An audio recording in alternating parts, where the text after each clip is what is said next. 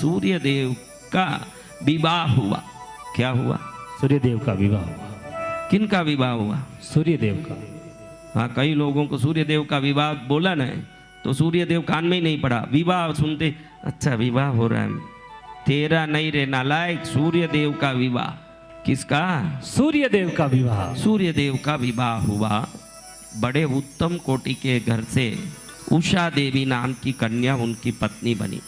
हाँ, सूर्य किरणों का नाम उषा है। सूर्य के किरणें जो है ना, उषा काल बोलते हो ना जी गुरुदेव। उस समय में ये देवी प्रशस्त रहती है। उषा देवी घर आई तो देखती है कि पति बहुत गर्म है। वो जमाने की बात जब पति को चयन करने के लिए माँ बाप अपनी बेटी को पूछते नहीं थे। कुछ समय पहले भी ऐसा था, बच्ची की सगाई तो माँ बाप करते, जिससे करवाया उससे कर लेती। वो एक जमाना था कि नहीं? हाँ, आजकल पहले ही बताओ, दोनों को मिलाओ, मिलाने के बाद दोनों एक दूसरे से बात भी करेंगे, तुझे क्या पसंद, मुझे क्या पसंद, तू क्या खाती है, मैं क्या खाता हूँ, सब। और 6 महीने में डाइवर्स भी है। जो देखा ही नहीं और माँ बाप की बात पर चले, वो 100 साल तक आराम से सुखी जीवन जी लिए। और ये इतने मीटिंग सगाई के बाद भी रोज फोन में बातें और शादी होने के बाद झगड़े। हाँ, पहले ये सेटिंग फिटिंग और मीटिंग कहाँ था भाई? जिस जमाने में सेटिंग फिटिंग और मीटिंग नहीं था तब कटिंग भी नहीं था। ये ध्यान रखो, तब कटिंग भी नहीं था। अब सेटिंग आया, मीटिंग आया, फिटिंग हुआ, फिर कटिंग भी हो रहा है। पहले फिक्सिंग था। क्या था? फिटिंग नहीं था। जब भी फिट करोगे निकलने का डर है, फिक्स करोगे तो कभी डर नहीं होगा। उस जमाने में मैरिज को फिक्सिंग ही कहते थे, मैरिज फिक्सिंग।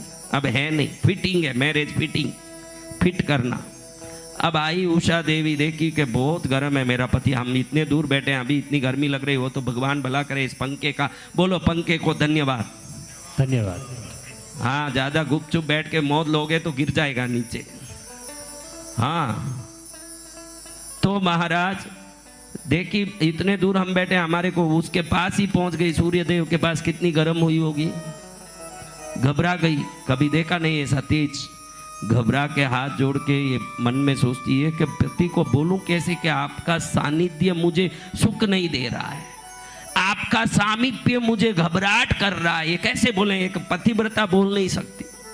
हाँ, और दुष्ट हो तो अच्छा पति हो तो भी कुछ सुनाएगी, मेरा पियर आपने देखा नहीं कैसा था, यहाँ आके फंस गई। कोई आपको बोल रही है तो समझना कि बड़ी विवेकी है ये।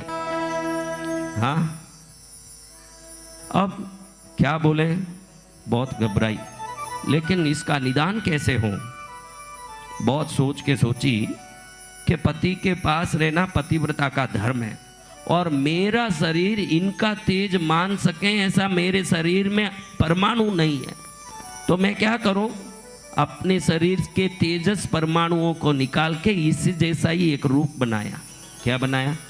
स्वयं जैसा ही एक रूप, वैसा एसिटिस। आजकल क्लोनिंग कहते हैं ना, एक रूप से दूसरा रूप बनाना। वो पुराने जमाने में ही था क्लोनिंग। उषा देवी ने अपना रूप बना दिया। उस रूप को कहा कि तू तो परमाणुओं का पिंड है, तू कैसा भी तेज सहन कर सकती है, मैं तो एक देव पिंड हूँ, मैं नहीं सहन कर सकती हूँ।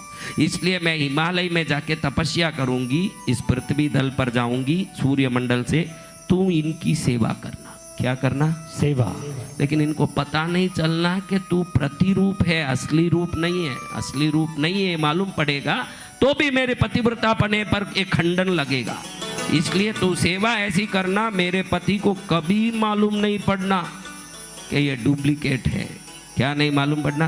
डुप्लीकेट। डुप्लीकेट है पत्नी, डुप्लीकेट। डुप्लीकेट पत्नी किसको पसंद आई? तो उनको छोड़ के ये उषा देवी पहुंच गई हिमालय में। हिमालय में उषा देवी कोई अश्विनी कुमार हुए, सूर्य बाद में आए, ये कहानी छोड़ो। अब वो ये दो डुप्लीकेट आई, ये थी तो डुप्लीकेट, रूप तो ये थी उषा देवी, ये उसकी छाया थी, तो इसका नाम छाया पड़ा। क्या पड़ा? छाया देवी। छाया देवी। अभी छाया किस रंग की होती है महाराज? काली। तो कितनी भी तेजस्वी हो, सूर्य को सहन कर सके ऐसी तेजस्वी हो, लेकिन अंदर से इसके जो छवि थी वो काली थी, क्योंकि छाया थी ये। तो सूर्य को मालूम ही नहीं पड़ा कि ये एक प्रतिरूप है। इतनी कौशल्यता के साथ, कौशल के साथ ये पति को हैंडल करती थी। क्या करती थी? हैंडल। हाँ, आज भी कई पत्नियां हैंडल ही करती है, संभालती नहीं, हैंडल ही कर रही। जब ये हैंडल कर रही थी तो इनको एक बच्चा हुआ। क्या हुआ? अच्छा। ध्यान रखना, डॉक्टर आजकल कहता है आप गर्भिणी हो तो एक सुंदर तस्वीर लगा लो बच्चे का घर में, उसको देखो, क्योंकि आप जो रंग और गुण के हो वो बच्चा नहीं होता। आप जो सोचते हो, जिस पर दिमाग लगाते हो, वैसा बच्चा होता है। तो इसका बच्चा काला हुआ। कैसे हुआ? अब ये बच्चा काला था और छाया पीछे चलती है तो बच्चा थोड़ा मंद गति भी था, एकदम मंद। अब ये मंद गति का बच्चा काला। देवलोक के बच्चे कैसे? हाँ, एकदम चमाचम चमके। और इसमें ये बीच में जाएं तो अमेरिका के बच्चों में अफ्रीका का बच्चा आ गया हो, इस टाइप का दिखता है। ये पूरे अमेरिका के बच्चे हो, उसमें एक अफ्रीकन बच्चा घुस जाए तो कैसे लगेगा महाराज? ऐसे दिखे। तो सब बच्चे कहे अरे कालिया कालिया, छेड़े उसको। तो ये बड़ा घबराए बच्चा, क्योंकि इसको इसका क्या कसूर है? जैसे माँ ने जन्म दिया वैसा बच्चा बड़ा दुखी होता है कि सब मुझे छेड़ते हैं। खेलने में भी इतना होशियार नहीं है। दूसरे बच्चे 1 मिनट पे एक दूसरे को पचाड़ लेते हैं, ये खड़ा खड़ा मुँह ही देखता है, सब मजाक उड़ाते हैं। अब दिनों दिन ऐसा हो गया कि बाहर निकले नहीं उसके पहले कालिया आ गया, कालिया आ गया, कालिया आ गया, ये सब चिल्लाए। अब इसको बहुत दुख हुआ। एक दिन बच्चे बच्चे में लड़ाई हुआ तो लोगों ने इसको खूब सुना दिया, देवलोक के बालकों ने। सीधे माँ के पास जाके खूब रोया, माँ सब मुझे कालिया कालिया कहते, मेरे को काला क्यों जन्म दिया तुमने? देखो गणेश जी गोरे हैं, कार्तिकेय जी गोरे हैं, कुबेर जी गोरे हैं, जितने बच्चे खेल रहे हैं सब गोरे हैं, मेरे को क्यों काला किया? वो भी रोने लगी। मैं क्या करूं बेटा, ये रहस्य ना तो मैं बोल सकती हूँ न निगल सकती हूँ, ये बात को ना मैं कह सकती हूँ न रख सकती हूँ। मेरा ये हालत है, बोलूंगी तो दिया हुआ वचन चले जाएगा, नहीं बोलूंगी तो बेटे का ये दुख। एक दिन ऐसा हुआ कि खूब लड़ाई हो गया बच्चों में। वो बच्चा आया कि अब तो मैं जीऊंगा ही नहीं, अब मुझे जिंदा ही नहीं रहना है।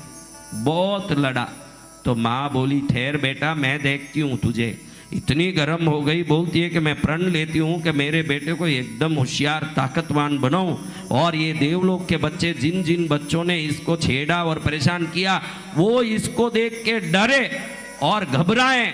ऐसा नहीं बनाऊं जब तक मैं बाल का जूड़ा नहीं बनाऊंगी। बाल खोल के रख ली द्रौपदी की तरह। द्रौपदी ने प्रण लिया ना, जब तक दुर्योधन मरे नहीं उसका रक्त लेके बाल पर नहीं लगाऊं तब तक जूड़ा नहीं बनाऊंगी। छाया ने भी अपना बाल खोल लिया, खुला कर लिया, और बैठ के सोचती है कि बेटे को होशियार कैसे बनाऊं। बेटा होशियार होना मंद है, होशियार होना विवेकी होना कैसे होगा? फिर लगा कि किसी गुरु के चरण में जाके ही विवेकी होगा, बिना गुरु का ज्ञान कैसे आएगा? किसी गुरु के पास पहुंचेगा विवेकी हो जाएगा, इसको किसी गुरु के पास छोड़ना। बैठ के अपने अंतर ध्यान से ध्यान किया कि कौन गुरु हो सकते हैं। ऐसा लगा कि ऋषियों के पास छोड़ूंगी तो वो मोक्ष ज्ञान, वेद ज्ञान, विद्वत ज्ञान देंगे, लेकिन ये बच्चे तो मंत्र तंत्र सिद्धियों से भी भरे हुए हैं। उनको पछाड़ना हो तो हर प्रकार का ज्ञान चाहिए, खाली यूँ आत्मज्ञान आत्मविद्या से चलेगा नहीं, उसमें तो सभी विद्या चाहिए। तो उसमें ऋषि मुनि या कोई साधु संत चलेंगे नहीं। और जितने देवलोक के देवता हैं वो सूर्य देव से तो नीचे ही हैं सब, उनसे क्या मेरा बेटा शिक्षा लेगा? तो गुरु कैसे होना चाहिए? 1 मिनट ध्यान की कि मेरा अतीन्द्रिय साक्षी बताएं कि इस संसार में ऐसे कौन से गुरु हैं जो इहलौकिक परलौकिक दोनों विद्याओं को, यानी आत्म विद्या के साथ, योग विद्या के साथ, भौतिक विद्या से, मंत्र तंत्र यंत्र विद्या से ज्ञान गुण संपन्न कर सके। ज्योतिष विद्या, आकाश विद्या, तारा विद्या, खेचर बूचर विद्या, सामुद्रिका लक्षण विद्या, हस्तरेखा विद्या से लेके युद्ध विद्या, शास्त्रीय विद्या, संगीत विद्या, चित्रकला विद्या, नृत्य विद्या जैसे सभी विद्या में पारंगत कर सके। 1 मिनट ऐसे ध्यान की छाया को तो आकाशवाणी हुई उस समय में, आकाश से, हे छाया तू जो ध्यान कर रही है कि सर्वोत्तम गुरु चाहिए जो तेरे बेटे को गुरु बना सके, गुरु बन सके और बलवान बना सके, वो तीनों लोकों में सिर्फ भैरवनाथ के सिवाय कोई नहीं है।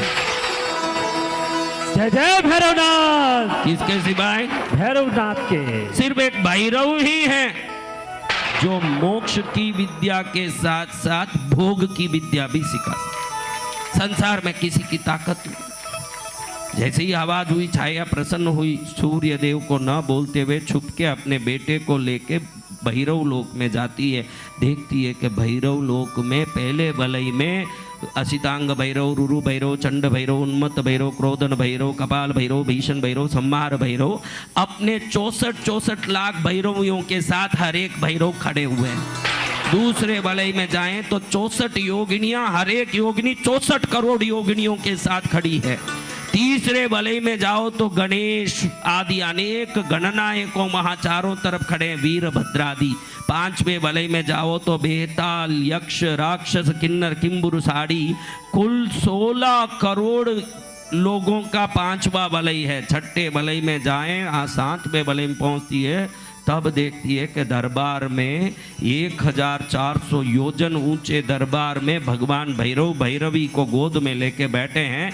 उस जगह पर स्वयं देव दानव इंद्र चंद्रादि भैरव के सामने स्तुति कर रहे हैं। स्तुति करने वालों की भीड़ इतनी है उस जगह पर, उस जगह में जो भीड़ खड़ी है उस भीड़ में छाया देवी समुद्र में मछली की तरह लग रही है, उतना भीड़ है।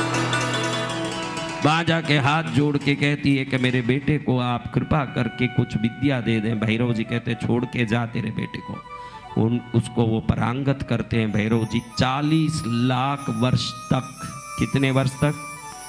40 लाख वर्ष तक भैरव के चरण में ये बालक विद्या सीखता है। मंत्र विद्या, तंत्र विद्या, यंत्र विद्या, धनुर्विद्या, खड्ग विद्या, त्रिशूल विद्या, गदा विद्या, मुशल विद्या, पाश विद्या, अंकुश विद्या, युद्ध विद्या, मैदान विद्या, खेचर विद्या, भूचर विद्या, पशु भाषा ज्ञान विद्या, पक्षी भाषा ज्ञान विद्या, भूत भविष्य वर्तमान ज्ञान प्राप्ति विद्या, सर्वज्ञता करी विद्या, अक्षर ज्ञान सिद्धि विद्या, ज्योतिष विद्या, शास्त्र विद्या, सामुद्रिका लक्षण विद्या, मनुष्य विद्या, आत्म विद्या, सिद्धि विद्या, अक्षर विद्या, शब्द विद्या, भेद विद्या, शतभेद विद्या, सहस्र भेद विद्या, नभ विद्या, पृथ्वी विद्या, अग्नि विद्या, जल विद्या, 1,36,00,000 अलग अलग विद्यों से 40 लाख वर्ष तक इस बालक को भैरव तैयार करते हैं। बालक ऐसे तैयार हुआ। नृत्य विद्या, चित्रकला विद्या, संगीत विद्या, ललित कला विद्याओं में सही, युद्ध विद्या में सही, मंत्र तंत्र यंत्र आदि विद्याओं में सही, विभिन्न विद्याओं में विभिन्न ताकत डाल सके, इतना परांगत हुआ। तब भैरव जी बोले तेरी माँ को बुला, अब तेरे जाने का टाइम हुआ, तू शिक्षित हो गया। क्या हो गया? तू शिक्षित हो गया, तू जा। तुरंत बालक ने अपने माँ को स्मरण किया। उधर सच्चाया देवी को मालूम पड़ गया मेरा बेटा मुझे स्मरण कर रहा है। ध्यान रखो, इस पंडाल में बैठे हो, आपको लगेगा कि भैरव जी का भजन कर रहे हैं, जोर से करना चाहिए। माता का भजन करना है, जोर से करना। जोर से नहीं करना है, दिल से करना है। क्योंकि जब भी आप स्मरण करो, तुरंत जिनको मालूम पड़ जाए उन्हीं को देवता कहते हैं। जय जय गुरुदेव। उसी क्षण मालूम पड़ जाए उनको क्या कहते हैं? देवता। इंसान थोड़ी है कि मोबाइल लगाओ तो ही मालूम पड़ेगा। हाँ, मोबाइल फोन आया, हाँ उसका फोन आया है, उससे बात करें। ये तो ऐसा फोन है जिसका ना टावर है ना सैटेलाइट है, इधर से याद किया ना उधर मालूम पड़ गया, ये ऐसा फोन। समझ रहे हो? जी गुरुदेव। ऐसे माँ ने याद किया, उसी समय बाप प्रकट हो गई। किस जगह? भैरव लोक में प्रकट हुई। भैरव को नमन करके खड़ी हुई। भैरव अपने तेजस्वी आकृति और दिव्य मुद्रा से आशीर्वाद छाया देवी को देते कहते हैं, छाया सूर्य पत्नी, तेरे सब रहस्य को मैं जानता हूं, भले ही तू दुनिया को छुपाती हो, तू कौन हो न तेरा बेटा कौन है ये सब मैं जानता हूं, फिर भी मैंने इसको पूर्ण विद्यावान बनाया है। अब इसकी विद्या पूरी हुई, इसको घर ले जाओ। हाँ ले जाओ बालक, जा, तेरी विद्या पूरी हुई, शिक्षण, जा घर जा। गुरुदेव एक निवेदन है। क्या बेटा, क्या बात है? गुरु दक्षिणा दिए बगैर तो सब विद्या बेकार है। आपने ही समझाया गुरुदेव, तो मैं गुरु दक्षिणा देना चाहता। क्या देना चाहिए? मैं गुरु दक्षिणा देना चाहता हूं, मुझे गुरु दक्षिणा देने की आज्ञा दे। बहुत उत्तम बेटा, तूने शास्त्र का अनुसरण किया, मैंने जो सिखाया उस शिक्षा का तूने सही बदला दिया है, सही उपयोग किया है। मैंने कहा कि गुरु दक्षिणा देना जरूरी है, तूने उसका पालन करके तूने सही विद्या शिक्षण लिया, ये साबित कर दिया, तू गुरु दक्षिणा दे सकता है। क्या देना है? गुरु दक्षिणा। एक क्षण में बालक ने भैरव के सिंहासन पर जो खड्ग रखा था वो खड्ग उठाया और स्वयं के गर्दन पर चलाया, खुद का ही बलि दे दिया, गर्दन अलग हो गया, धड़ अलग हो गया, खुद का बलि दे के गुरु दक्षिणा दी बालक। जय जय गुरुदेव। माँ रोती रह गई, चिल्लाती विलाप करती रह गई कि बेटा इसलिए यहाँ लाके छोड़ी जो 40 लाख वर्ष तक तुझसे जुदा होके रही, और आज तू चले गया इसलिए यहाँ छोड़ी मेरे बेटा। तू ही गया, फिर मेरा प्रण का क्या होगा, ये बाल का क्या होगा, क्या होगा इसका? रो रही है जोर जोर से। इधर ये रोए ना, उधर भैरव जी जोर जोर से हंसने लगे। अरे छाया मूर्ख, तू किसके दरबार में बैठी है? मुर्दे जिंदे आए वो दरबार है, जिंदा कोई यहाँ से मुर्दा नहीं जा सकता। जो मुर्दे आते हैं वो जिंदे होते हैं, वो कृष्णगिरी का दिव्य दरबार में तू आई है, यहाँ कोई मुर्दे आके मुर्दा नहीं हो सकता। भैरव देव ने हाथ सिर्फ ऐसे किया, तुरंत हाथ से दिव्य किरण गया, धड़ और सिर एक हुआ और प्राण आ गया, बच्चा वापस जीवित खड़ा हुआ। जय जय गुरुदेव। जैसे ही बच्चा खड़ा हुआ, भैरव देव कहें बालक बहुत प्रेम से तूने मेरे से विद्या सीखी, 40 लाख वर्ष में तूने कभी कोई प्रकार की दुश्चेष्टा नहीं की, तू सर्वोत्तम शिष्य साबित हुआ। लेकिन मन आज प्रसन्न हुआ कि तूने अपने प्राण को गुरु दक्षिणा के रूप में देके सर्वोत्तम दक्षिणा दिया। जय जय गुरुदेव। जो स्वयं को समर्पित कर दे, इससे बढ़िया तो और क्या हो सकता है भाई। मैं तेरे पर बहुत प्रसन्न हूं, जा। अब तक इस आकाश में 8 ग्रह राज्य कर रहे हैं, और 8 ग्रहों का संचारण में 6 ग्रह है और 2 छाया ग्रह है। आज से तू 9वां ग्रह बनेगा। और तेरी माँ के बाल खोलते समय एक प्रण था कि पूरे देवलोक के देवता जिसको देख के डरे वैसा बालक बनाना। आज वो प्रण मैं पूरा करता हूँ।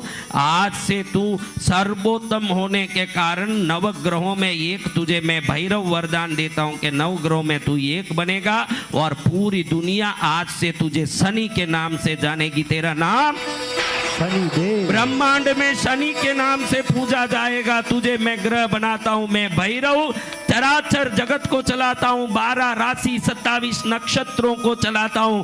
मैं तुझे आज ग्रह बनने का योग देता हूं। आज से तू शनि के नाम से पूजा जाएगा। तेरी माँ की इच्छा पूरी होगी। साक्षात ब्रह्मा विष्णु महेश भी शनि आ गया बोले तो कंपने लगेंगे। तेरी नाम की ये ताकत होगी। जिसको भैरव ने वरदान दे दिया उसको संसार की कोई ताकत रोक नहीं पाएगी। मैं भैरव तिल के तेल का दीपक से प्रसन्न होता हूं, और मेरा आदेश है आज से शनि तू भी तिल के तेल का दीपक लेना। और जो लोग रविवार के दिन मेरी पूजा सेवा करें उनको कभी तू अपने 7.5 की शनि से, ढैये से, शनि पीड़ा से कभी नहीं सताएगा। ये तुझे मैं आदेश देता हूँ। जो भैरव भक्त होगा उसके घर से 100 योजन दूर ही शनि की छाया रुक जानी चाहिए, उस जगह नहीं जाएगी शनि की छाया। शनि के आशीर्वाद से भैरव भक्त परिपूर्ण होंगे, और जो भैरव का भजन करे सदा शनि उन पर कृपा बरसाएंगे।